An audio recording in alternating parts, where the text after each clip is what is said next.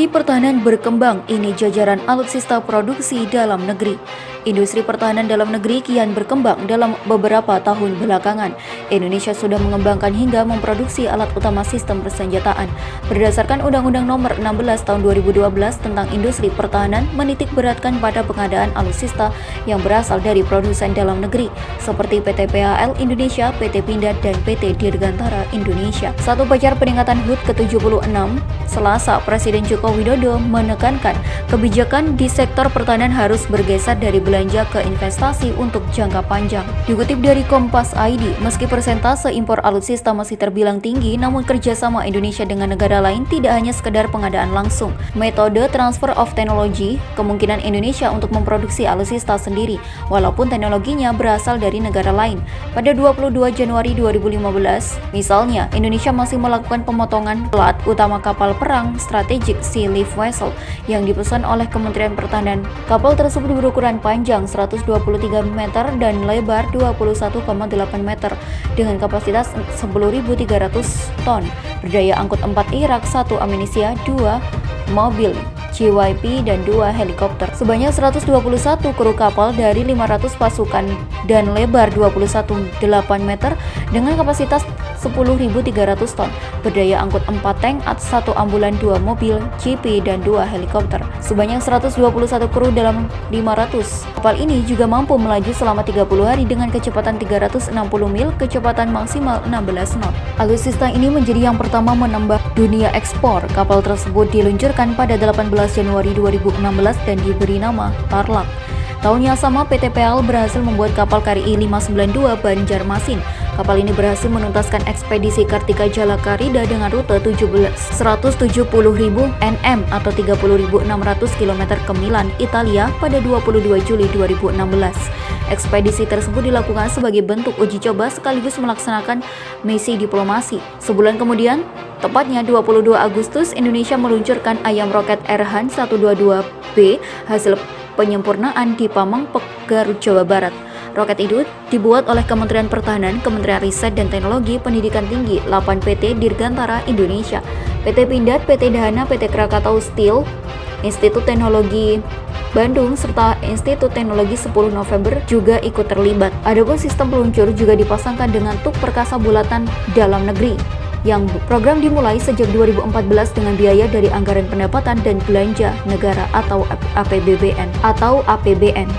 Selain itu, PT Pindad melakukan penandatanganan Nota Kesepahaman atau MOU dengan industri pertahanan di Uni Emirat Arab Continental Aviation Service. Kerjasama tersebut mencakup rencana transfer teknologi dan lisensi dari senapan serbu SS-2 serta distribusi dan pemasaran berbagai amunisi buatan PT Pindad ke negara-negara Timur Tengah. Indonesia juga bekerja sama dengan Kementerian Pertahanan Korea Selatan dan Korea Aerospace Industry. Kerjasama ini melihat pernyataan modal Kementerian Pertahanan Indonesia dengan KAI serta kontrak PT Dirgantara Indonesia dengan KAI. Kontrak kerjasama ini terkait perkembangan proyek jet tempur Korea Vector eksperimental oleh Presiden pemerintah Korea dan Indonesia. PT PAL pernah memproduksi kapal perusak rudal atau perusak kawal rudal pesanan Kementerian Pertahanan. Kapal ini merupakan jenis kapal canggih fregat hasil kerjasama dengan perusahaan perkapalan asal Belanda, Damen Scale Naval Shipbuilding. Kapal PKR dibangun dengan pendekatan modular karena lebih efisien dan fleksibel. Dari 6 modul, sebanyak 4 modul dikerjakan Indonesia dan sisanya Belanda. Kapal yang diberi nama KRI I Gusti Ngurah Rai 332 itu merupakan kapal kedua setelah kapal RE Marta Dinata yang diterima TNI Angkatan Laut pada 2017.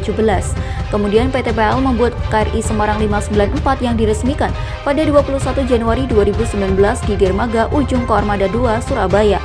Kapal tersebut memiliki fungsi untuk membantu distribusi militer, baik logistik, peralatan dan perlengkapan militer, serta difungsikan sebagai kapal rumah sakit untuk bantuan bencana alam. KRI Semarang 594 adalah pesanan ketiga dari TNI Angkatan Laut. Dua pesanan sebelumnya adalah KRI Banjarmasin 592 dan KRI Banda Aceh 593. PT PAL juga merambah ke bisnis perawatan kapal selama pada 25 Januari 2018. KRI Cakra 401 menjadi kapal seram yang pertama dan melakukan perawatan. Perawatan dimulai Maret 2018 dan dirawat selama 28 bulan. Selanjutnya PT PAL andil dalam pembuatan kapal selama Selanjutnya, PT PL turut andil dalam pembuatan kapal selam Daewoo Shipbuilding and Marine Engineering 209. Indonesia memesan 3 kapal selam dari Daewoo Shipbuilding, Korea Selatan. Namun sebagai bagian dari alih teknologi, pemasangan bagian kapal selam ketiga pemesanan bagian kapal selam ketiga dilakukan Indonesia. Pada 20 Januari 2020, kapal selam itu berhasil menjalani selam Daewoo Shipbuilding and Marine Engineering 209. Indonesia memesan 3 kapal selam dari Daewoo Shipbuilding, Korea Selatan. Namun sebagian pemasangan bagian kapal selam ketiga dilakukan Indonesia. Pada 20 Januari 2020, kapal selam itu berhasil menjalani tanpa tahapan nominal diving depth di perairan utara Pulau Bali. Kapal selam yang diberi nama Alugoro itu berhasil menyelam sampai ke dalam 250 meter. Spesifikasinya panjang 61,3 meter, kecepatan maksimal saat menyelam 21 knot, kecepatan maksimal ketika di permukaan 12 knot.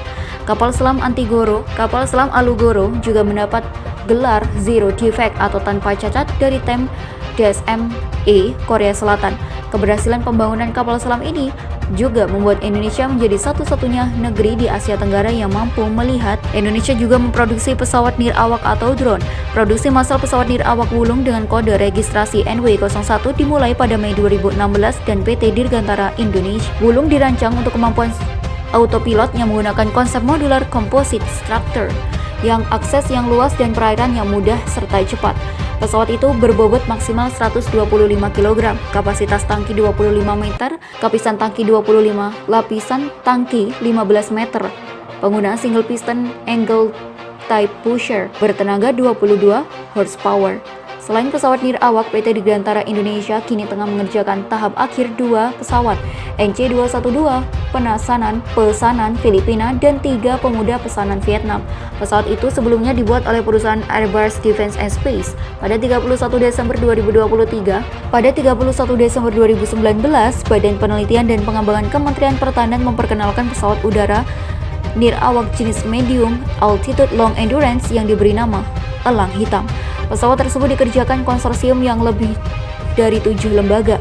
Badan Pengkajian dan Penerapan Teknologi berfungsi merancang dan menguji Badan Pengkajian dan Penerapan Teknologi bertugas merancang dan menguji pesawatnya, sementara PT Dirgantara Indonesia memproduksi dan mengintegrasikan sistem. Pada 2017, PT Pindad dan FNSS Turki bekerja sama membuat prototipe pertama tank tempur medium. Prototipe kedua akan dikerjakan di Bandung, Jawa Barat dan kala itu ditargetkan dapat diproduksi massal pada 2018. Tank tempur medium diketahui cocok digunakan di Indonesia terutama untuk di daerah Sumatera dan Jawa. Namun rata-rata jembatan di Indonesia yang hanya menopang berat 40 ton sementara tank tempur umumnya lebih dari 60 ton. Tidak hanya membuat kapal selam dan pesawat, Indonesia juga memodernisasi kapal selam KRI Manahayati 362. Modernisasi dilakukan PT PL mencakup peremajaan sip platform, CCP dan sensor senjata, penggantian propulsi, kodok, dan diesel generator. Ada pula pembaruan CMS dan training pada pengawal kapal TNI Angkatan Laut dalam pengoperasian ini dan pemeliharaan tingkat. Setelah dimodernisasi, KRI Manahayati 362 mampu melakukan fungsi peperangan laut modern dengan estimasi operasional selama 15 tahun ke depan.